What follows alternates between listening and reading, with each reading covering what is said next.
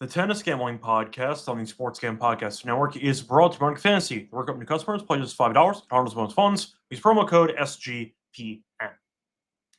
And welcome everyone to the Tennis Gambling Podcast here on the Sports Gambling Podcast Network. It's currently Thursday night, October 23rd, around 10 p.m. Eastern. I'm as always, Scott Reichel, once again going solo for this pod. Time to get into the breakdown of the quarterfinals taking place in Basel and in Vienna on Friday. So before we get into any of those matches, a brief reminder, you can support the show by subscribing on YouTube. A reminder, podcast also available audio only on Spotify or Apple. So you can actually listen to the podcast a couple of ways, but no matter how you do, please help the show grow. Subscribing to YouTube and leave a rating and a review on Spotify or Apple.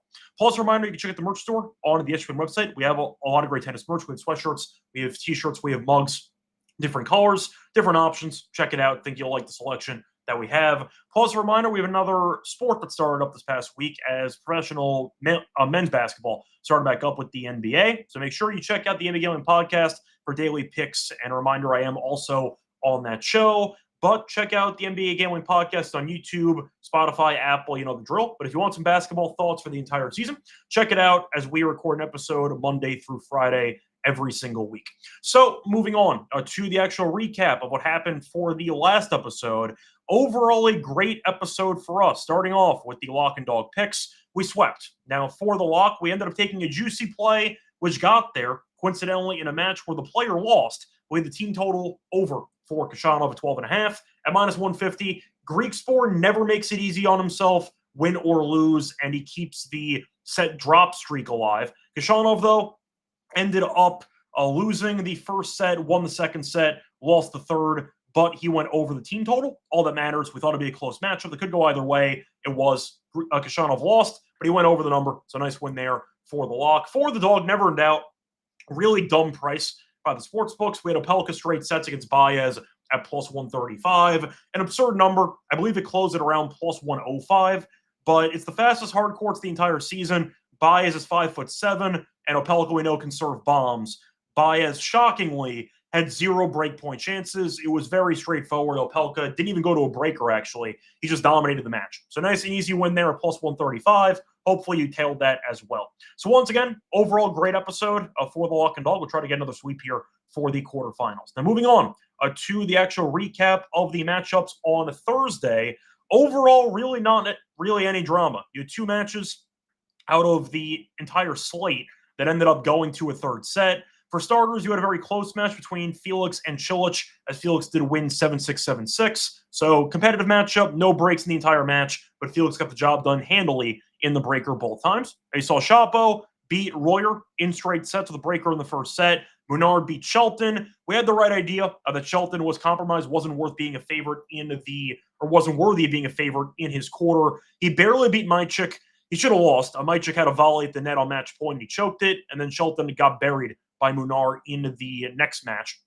Shelton's just not ready, simply put. Came back from a shoulder injury. He's still priced like he's fully healthy. He's not, and Munard keeps the solid hardcourt season going as he was able to beat him in straight sets. Opelka beat Dzanchuk in 3. Saw Ruud beat Wawrinka in a competitive straight set match. So Wawrinka played pretty well. Hurt his back in the second set. He was actually up a break at the time. Gave it back, then lost in a second set breaker. And Fritz lost to Humbert. Now, Fritz has been quite bad against lefties recently. I believe he's 3-7 against lefties in his last 10. So keep that in mind. Fritz not exactly great against lefties. Also, we had an injury to talk about. Mensik, after scraping by a complete unknown in his first match, ended up getting injured, and he ended up retiring. So Fonseca got a walkover into the, once again, quarterfinals. So we had only one match that went to 3 sets, and we had one match that didn't happen because Mensik ended up dropping out of the event. Hopefully he ends up making a full recovery. Anyway, for Vienna, kind of the same story. You had Mutet who got revenge against Medvedev. We know Medvedev won a title against Mutet in the final last Saturday. Mutet got revenge, won in straight sets. Bublik buried Cerundolo in straight sets, 6-4, 6-2. Zverev looked good against Arnaldi, 1-6-4, 6-4. Sinner ended up winning in straight sets against Kaboli. Props to Kaboli, though, actually went to a tiebreak, so he didn't get his ass kicked, but he still lost in straight sets. And Musetti beat Echeverry in straight sets. The only drama-filled match of the day was definitely Berrettini taking on Norrie. Berrettini's had some durability issues over the years, and we know Norrie can be frustrating to play because of the I'd say, consistent ground strokes, not really any firepower, but the willingness to just rally the ball until really just forever. And Berrettini, to his credit, physically held up. And Berrettini won a match that took 3 hours and 16 minutes. So Berrettini, nice win. I think he was expected to win by most people. But the fact is, physically, with all the injuries he's had, props to him for surviving a 3+ hour ordeal en route to a win. Will he be able to recover physically? Taking on De Minaur the day after? I don't know. We'll see. But a nice win for Berrettini with all the injuries he's had. Norrie gave it a run, but you ended up seeing Berrettini get the job done there in 3 sets. So basically, once again, not too much drama going on Thursday. You had a couple of close matches, but it was mostly straightforward. Recapping, though, where we're at for the quarters, because we do have to recap how we're doing for the actual quarter picks. Now, reminder, we had no quarters available for Vienna, so we can't really go through those. For the first quarter, though, in Basel, so far we are looking poor because the first quarter didn't work out. We had a Leheshka at 450. He ended up losing immediately to the Zandschulp, and we had Fritz at -110, who lost to Humbert. Did not work out there for the first quarter. Good news, though, for the second quarter. We have an automatic winner. We have Ruud at 175, and we have Fakina at 375. So guaranteed winner in the second quarter. You can bet your units accordingly if you want to try to get an even profit. But either way, you do get a guaranteed winner for the second quarter. Third quarter, not good. Pericard ended up losing in the first round to Fonseca. Still love the price at +450, and Rinderknecht dropped out of the event, so we got a refund on Rinderknecht, which was voided. And for the fourth quarter, we ended up losing, went for some swings, didn't work out, and we had Cilic at 5-1, lost in 2 breakers. You saw Majcik, who choked away 2 match points against Shelton. He might have lost to Munar anyway, but 14-1, 2 match points, I thought had some value to it, didn't work out. And Bertola, complete unknown at 25-1, who ended up losing in the first round to Munar. So once again, not great for the actual quarters in Basel. Went for some swings. It is what it is, and we'll try to do better the next time. For the outrights, though, not good either. We lost all the outrights. We have Fritz at 340. He ended up losing. Pericard 22-1 and Cilic at 40-1. Went for some big servers, took some swings. Didn't really go that aggressively in terms of units. So hopefully you ended up betting responsibly with the plays, but either way, it didn't work out for the event. For Vienna, we really didn't do much. Once again, Sinner was a massive minus favorite. Did mention that if you wanted to bet Sinner, betting him to win without dropping a set. That is still alive and well. Didn't really see the price on that, but I didn't want to take the -188, and Medvedev lost at 850. So really not a great episode for the futures, but for the actual lock and dog picks, ended up sweeping. And if you do have Sinner to win without dropping a set, you are still in good shape. Anyway, before we get into any of the actual preview of the matches on Friday, a reminder that we are brought to you by our sponsor, MyBookie.ag. So you can bet on football and everything else. They have tennis as well. They have prop builder second to none. From Model Simple. Bet anything, anywhere, anytime. Use crypto for funding your account and for getting payouts. So check that out. And a reminder, when you sign up at MyBookie.ag, use the code SGPN for 100% bet back bonus of $100 from the customers. MyBookie.ag promo code SGPN. We're also brought to by Novig, which is America's number one prediction market for sports, and you're getting some great prices. If you do end up using Novig, they're available in 30 states. Download the Novig app, and when you do so, you'll get $50 and spend just $5 if you use our promo code SGPN. So use Novig. Once again, promo code SGPN. Spend $5 and $50 in bonus funds. Welcome back, everyone, to the Tennis Scam Podcast. Finished going through the recap of what happened on Thursday and in the last episode. Now, moving on into the preview of the matches in the quarters for Basel and for Vienna. So I'm going to go with Basel first, actually, for this one. So starting off with the first match on the card, it should be a fun one, actually. You have Felix, who is a multiple-time champion at the event, as he takes on Munar. Now, Munar's been good so far in the event. He's been good this season. Now, for the actual pricing, Felix is a massive favorite, -300 off a title last week and being a multiple-time champion here in Basel. Munar is +230. For the spread, -3.5 for Felix, +3.5 for Munar. The over-under is at 22.5. Faced off 3 times in their careers. Every meeting was on clay. Munar is 2-1. Both wins were in 2018. Do I care? No. The only win Felix had was on clay in Rio in 2019. First meeting in basically 6 years, and it's on hardcourt. So the head-to-head means nothing, but I'll throw it out there. Now, Munar's been good. Mentioned before, he ended up beating Shelton in straight sets, beat Bertola in straight sets. Pretty good run in Shanghai as well. Ended up beating Fuchsovics, ended up beating Kaboli, beat Nishioka, and then a loss to Djokovic in 3. So nice showing there. Felix, we know, has been playing well, beat Cilic, beat Diallo, ended up beating Leheshka, Kalignan, Spaziri, and Dezumer. So he ended up winning a title, and then he went right into Basel, and he has not dropped the set. So both guys are pretty good.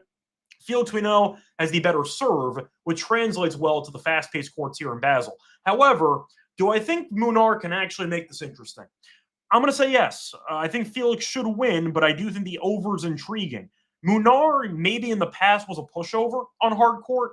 This year, not so much. He's actually been pretty good. He has some good wins, and I do think his game has definitely progressed, and I'll give him props for being more aggressive on the hard courts. And I do think with Munar, who even on grass won a set against Alcaraz, like he's been playing very well so far this season. Now, Felix should win. The problem is the returning of serve is still not great. I mean, even against Cilic, he had 1 break point in the entire match, 0 breaks. Diallo, he ended up breaking a couple of times. Diallo, though, has been kind of up and down for the entire season. Leheshka, he ended up not having a break until the 3rd set. Kalignani won. Dezumer in the first match of Brussels, though, did end up struggling to actually break. He went 1 for 14 in break points.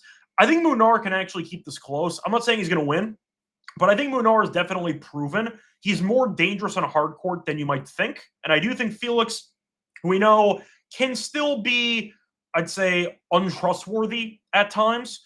It wouldn't shock me if a breaker happened in this match, especially with the fast-paced courts here. Munar, though, is hitting the ball cleanly. I think Felix can try to overpower Munar, but Munar might be able to extract some errors with his consistent baseline play. Give me the over in this one. I think a 7-6, 6-4 outcome seems kind of realistic to me, and I do think you might end up getting a very close matchup. So I'll go with the over in this one at around 22.5. For the team total, you can get Felix team total over 12.5 at -143. I like that. I think Felix will end up winning with probably a 7 in one of the sets. So I'll go Felix team total over 12.5 at -143 for that one. Moving on to the next match. We're looking at the matchup between Fonseca and Shapo. A fun but unexpected matchup in the quarters. Now, for the path, Shapo's been playing well at the event. Weird match against Giron. He ended up winning the first set in a breaker. Sorry, he lost the first set in a breaker. Giron punted the second set 6-0, and then the third set went to a breaker, and Shapo ended up winning.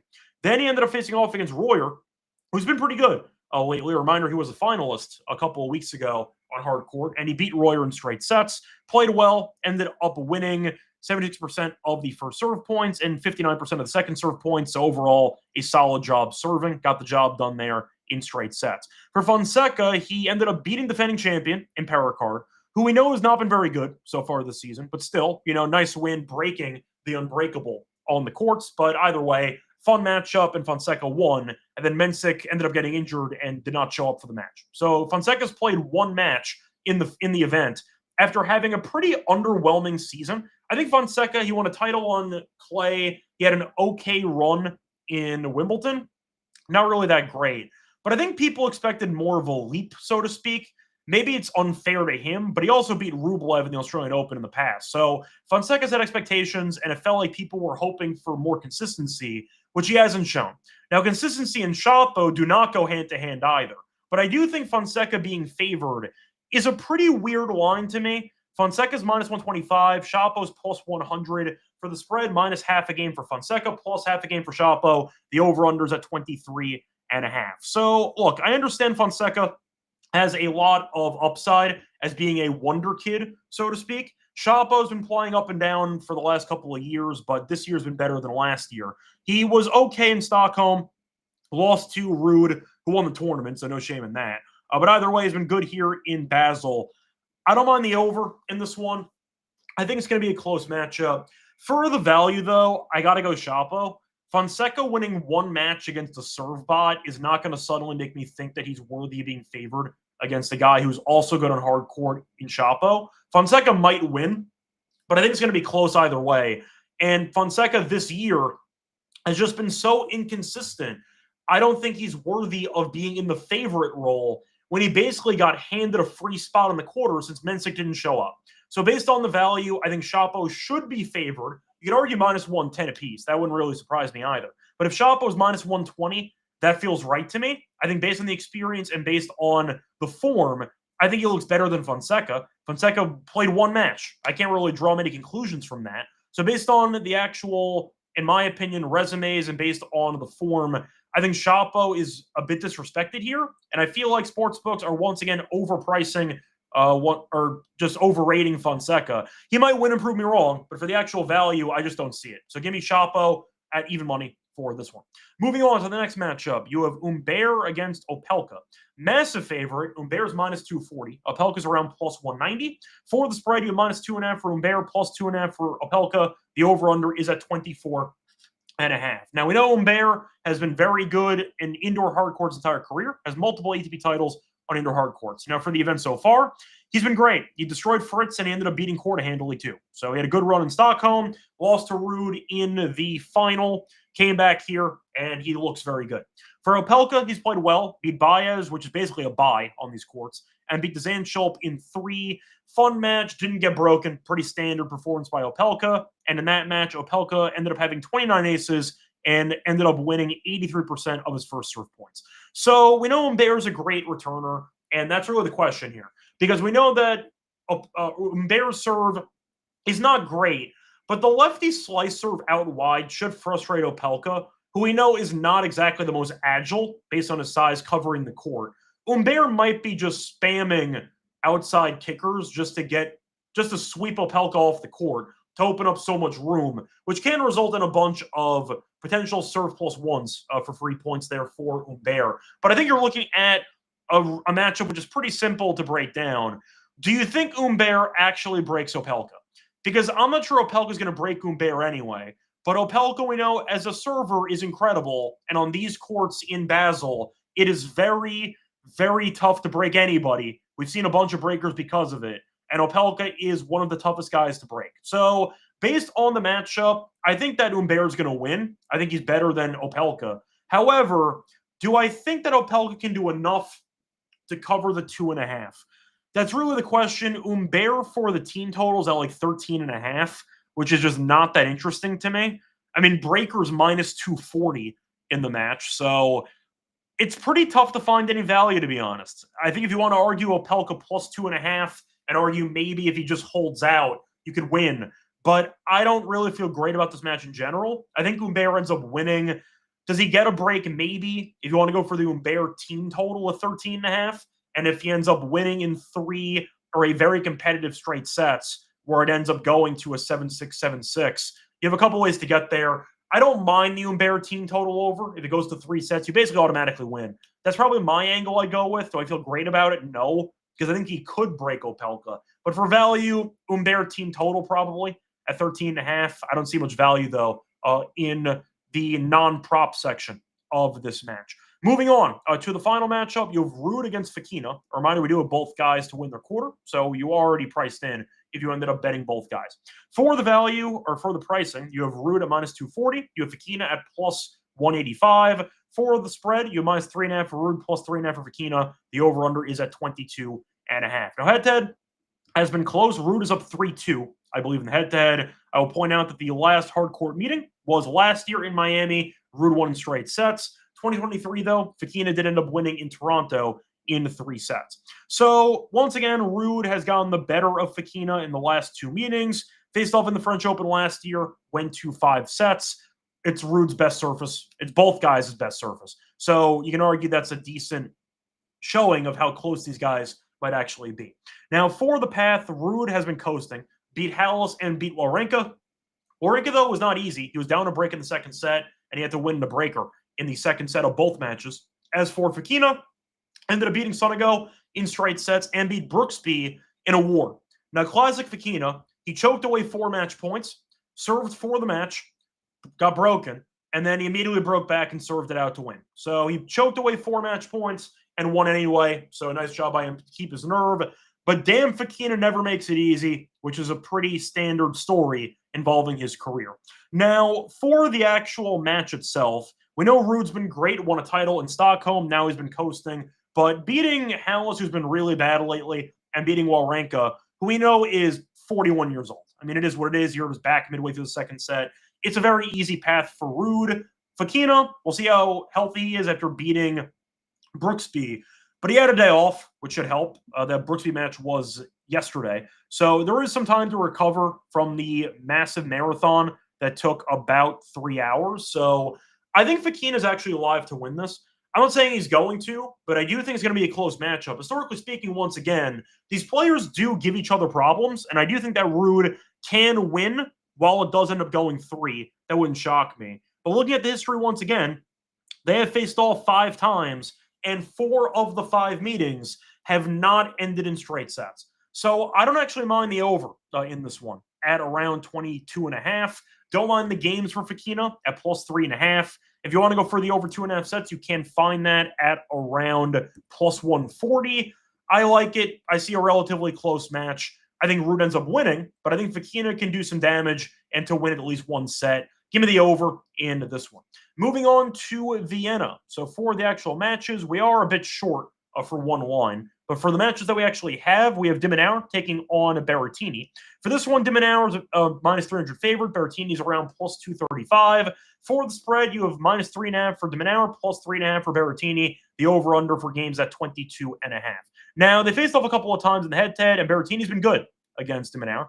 Faced off this year in Miami, Berrettini won in straight sets. Faced on Wimbledon 2023, Berrettini won that one as well. Berrettini's actually won 3 of the last 4 meetings. Now, some of them are dated, and we know Berrettini's injury history is very, very long. The problem is he's off a 3+ hour marathon against a similar but worse player in Norrie. And now he has de Minaur, who's probably the best pusher on tour, which is what Norrie does. So Norrie gave Berrettini fits, and now he has a better version of the same type of guy the day after a 3+ hour marathon. Now, de Minaur has been the opposite. He's been coasting. Beat Rodionov and beat Misalic. He hasn't played anybody worth a damn in the entire tournament. Rodionov, not really that great. He's more of a challenger guy. And Misalic is definitely a clay specialist. So de Minaur has been coasting, but against weak competition, a step up, especially with Berrettini's serve and forehand on these courts. Now, the problem, once again, the whole wrench in the, I'd say the whole wrinkle of things is just Berrettini's lack of rest in between matches. If it was with a day off, I would take Berrettini. I think 3.5 is too many games for a guy who can easily serve well. And de Minaur might have to break twice. If he does not serve first in either set, he would need to break twice in order to actually cover the 3.5, which is very tough to do against Berrettini. The problem is the potential, it's just the issues you run into when it comes to lack of rest with a guy who has a bunch of injury history. If Berrettini ends up making a first set competitive and then gets steamrolled because he runs out of gas, would you be shocked? The answer would be no. You just wouldn't be surprised if that happened. So I think de Minaur wins. I wanted to go for Berrettini, but it's really not a great scheduling spot for a guy with injury history. So I'll go with the over instead. 22.5 games, maybe the first set over. That way you get Berrettini, who might still be fresh, and you can hope that he ends up holding a decent amount to force a competitive set. Breaker in the match is minus 106. I don't hate that, but Berrettini I would have taken, but the schedule alone with his injury history and a 3 hour and 16-minute match is not what you want to see before you face de Minaur. So I'll go de Minaur, but no real value. Give me the tie break in the match. Maybe tie break first set if you want to get greedy. Tie break in the first set is available at around, what is it at? Plus 245. So there you go. Moving on to the next match in Vienna. You have Griekspoor taking on Zverev. Now, historically, these guys kill each other. Zverev usually wins, but the matches tend to be close. Now, Zverev's minus 250. Griekspor's plus 195. For the spread, minus 2.5 for Zverev, plus 2.5 for Griekspoor. The over-under is at 23.5. Now, head-to-head history, said before, the recent meetings have been very, very close. Zverev, though, has been very good record-wise. Zverev, in his career, has lost to Griekspoor twice. They have faced off a couple of times this season. Griekspoor won Indian Wells in a match Zverev probably should have won. Faced off in Munich later on the same season. Zverev won in 3, and in the French Open, Griekspoor got injured and quit in the second set, so that one you really can't use. Now, for the actual path, Griekspoor has been good. Beat Nakashima with 2 tiebreaks, beat Kashanov in 3. Zverev has been looking up and down, beat Fernley in a final set breaker. Fernley's been a mess, so really not a great showing there. Beat Arnaldi, looked better. Arnaldi, though, has not been that great this season either.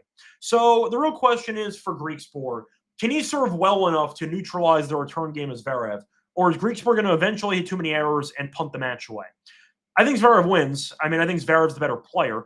Griekspoor, ended up beating him in Indian Wells earlier this year, but Zverev really handed it to him. So just the head-to-head dominance from Zverev does suggest he should win. Griekspoor won the last 2 sets in Indian Wells in tie breaks. And if you want to look at the actual match in itself, Zverev ended up in the second set, pulling it up. Zverev served for the match at 6-5, and he choked. So Zverev, even the one match Griekspoor ended up winning against him this season, he probably should have lost. So factor that in if you want to. But I think Zverev wins. Am I betting this? Probably not. I'm not interested in either guy. Zverev's been a head case for a while. He's also pretty taxed. Played in a bunch of events, whether involved the 1,000 titles, whether involved or the 1,000 events, or even the King 6 Slam. Now he's back here. It's a lot of tennis, but I do think Griekspoor is a guy who can be very, very vulnerable with unforced errors, and he's a pretty bad returner. I think Zverev wins. I don't mind the straight set angle, actually, if you want to go for a plus money option. Excuse me, that's plus 112. I don't hate it.